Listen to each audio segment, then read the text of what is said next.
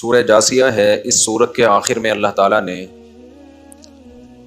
اس مضمون کو بہت وضاحت سے بیان کیا کہ ہم مرنے کے بعد ختم نہیں ہو جاتے، بلکہ ایک دن ہمیں زندہ ہونا ہے اور حساب و کتاب دینا ہے. جنت بھی ہے اور جہنم بھی ہے، کیونکہ سب سے بڑا مسئلہ ہی انسان کے ساتھ یہ. ہم مذہب کو فالو کرتے ہیں ایز اے کلچر. اللہ کہتے ہیں نا نا نا ایز اے کلچر نہیں، بلکہ آپ نے مذہب کو فالو کرنا ہے اس لیے کہ مذہب پہ چلنا میری نجات کے لیے ضروری ہے، اس کے بغیر پکڑا جاؤں گا میں. تو اللہ نے اس کے کچھ دلائل دیے. ام حسب الذین اجترحوا السیئات ان نجعلهم کالذین آمنوا وعملوا الصالحات. اللہ فرماتے ہیں اگر قیامت نہیں ہے اور تم مر کے ختم ہو جاتے ہو، میں دوبارہ پیدا نہیں کروں گا. اس کا مطلب یہ ہوا کہ جو اجترحوا السیئات گناہ کر رہے ہیں، کما رہے ہیں باقاعدہ ارادے کر کر کے. ایک ہوتا ہے گناہ انسان کا ارادہ نہیں ہوتا ہے. ایک ہوتا ہے بھئی میں غلط ہوں، بس اکھاڑ دے، کیا اکھاڑنا ہے، میں برا کر رہا ہوں. آپ سمجھائیں نا لوگوں کو بھئی یہ کام غلط ہے، وہ چھوڑو یار، میں کر رہا ہوں نا غلط، دیکھتے ہیں نمٹ لیں گے. تو اللہ کہتے ہیں ایسے جری لوگ وہ، اور جو اللہ پہ ایمان لائے اور اچھے اعمال کیے، تو کیا سمجھتے ہو کہ ہم دونوں کو ایک جیسا کر دیں گے؟ یعنی اگر آخرت کا حساب و کتاب نہیں ہے تو معاذ اللہ پھر اللہ سے بڑا ظالم دنیا میں کوئی نہیں ہے. اس کا مطلب سب کو مار کے مٹی کر کے ختم کر رہا ہے. ہٹلر نے کتنے انسانوں کو موت کی گھاٹ چڑھایا، گیس چیمبر میں بند کر کر کے سینکڑوں لوگوں کے ایک ساتھ مارتا تھا، جلدی ہوئی کڑائیوں میں پھینک دیتا زندہ آدمی کو.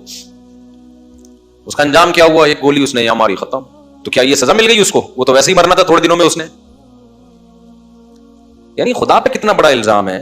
ہم مر کے مٹی ہو کے ختم ہو گئے، بس فنش، کہانی کیا ہو گئی، ختم. نا نا نا، اللہ کہتے ہیں یہ کیسے گمان رکھتے ہو میرے بارے میں؟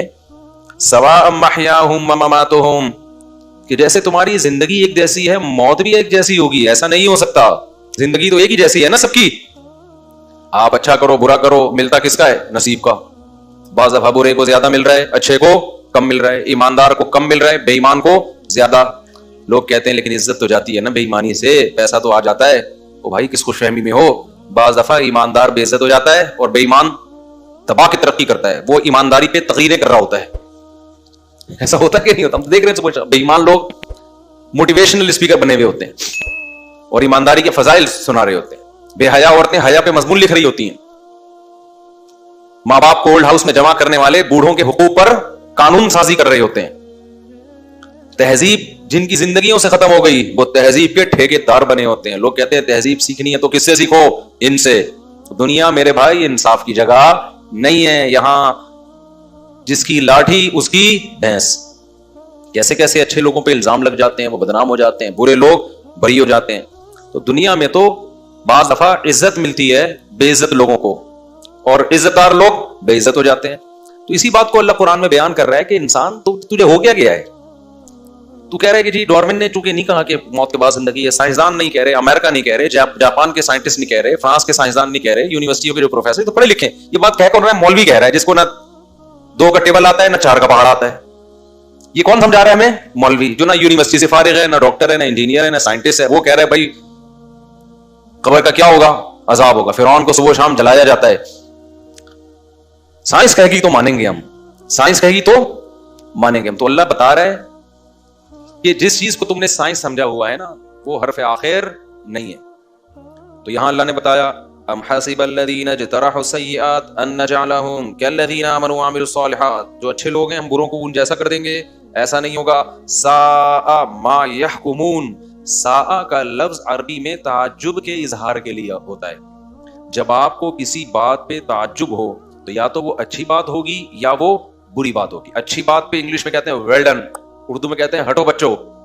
بری بات پہ کیا کہتے ہیں؟ تعجب کا صیغہ نا. تعجب کے لیے نہیں، مجھے بڑا تعجب ہو رہا ہے یار، کتنا گندا کام کیا اس نے، یار اس سے یہ توقع نہیں تھی. تو اللہ تعالیٰ بھی چونکہ ہم سے ہمارے مینٹل لیول کے حساب سے بات کرتے ہیں ہمیں سمجھانے کے لیے، تو اللہ نے قرآن میں اپنے لیے تعجب کے صیغے استعمال کیے. سا نعمت کا معنی ہوتا ہے واہ کیا خوب. جیسے قرآن میں ایک جگہ اللہ نے فرمایا نعم المولا. جو لوگ اللہ کو دوست بناتے ہیں کیا آپ بہترین دوست ہے اللہ. تم نے اللہ کو دوست فرینڈ شپ کس سے کر لی؟ فرینڈ شپ کی ریکویسٹ بھیجی کس کے پاس؟ اللہ کے پاس، اور وہ ایکسپٹ ہو گئی. سمجھتے ہو؟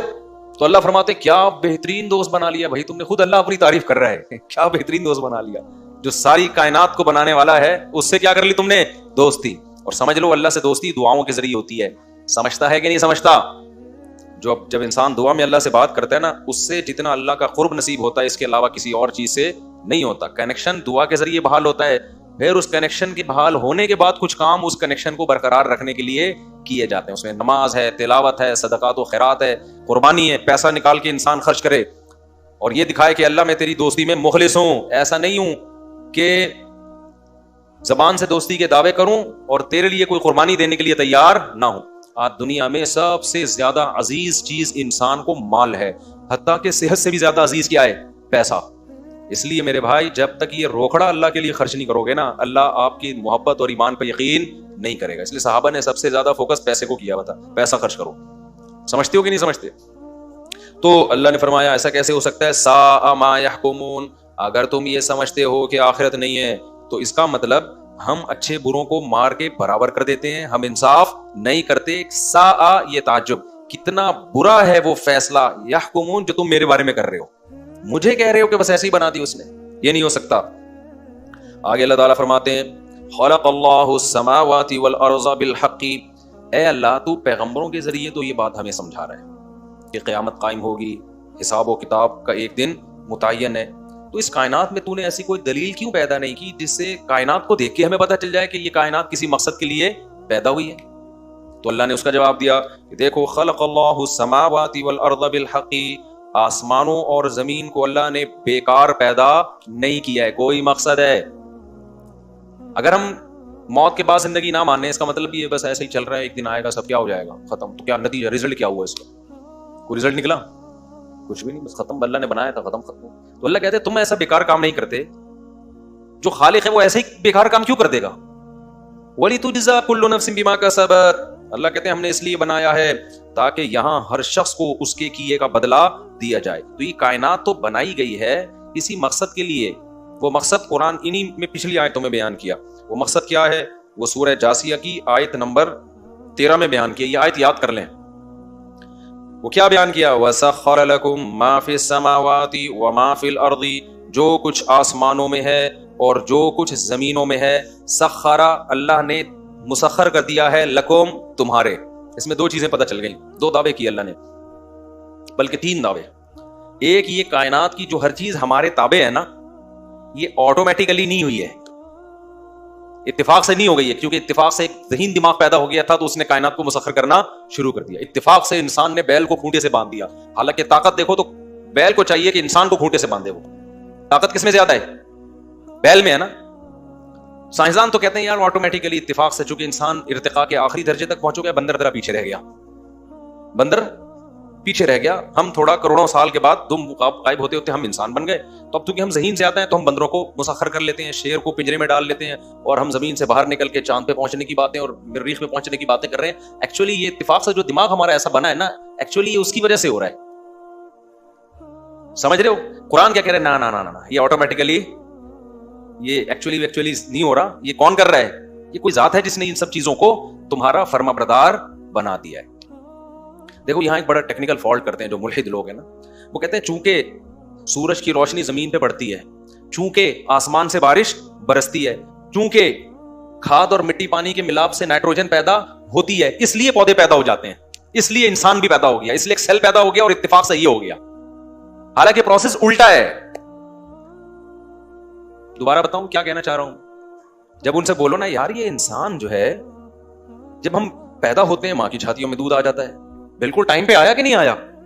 مجھے ایک بات بتاؤ, صبح آپ لوگ ناشتہ کر کے جاتے ہو, چائے پی کے جاتے ہو, اور صبح تازہ دودھ چاہیے آپ کو, دودھ والا اسی وقت بیل بجاتا ہے اور دودھ دے کے جاتا ہے. آپ نے بولا بھائی رات کا نہیں, وہ فریج میں دودھ میں بھی ذائقہ نہیں رہتا, تو صبح بریڈ والے کو بولا صبح گھر پہ ڈبل روٹی پہنچا دینا, صبح ناشتے پہ جانا ہوتا ہے. میں نے گیس کراچی میں رات کو غائب ہوتی ہے, آپ نے فون کیا گیس والوں کو, بھائی صبح ناشتہ کراچی والوں کو چاہیے, صبح 8 بجے گیس لازمی ہونی چاہیے. اب سب چیزیں ٹائم پہ آ رہی ہیں.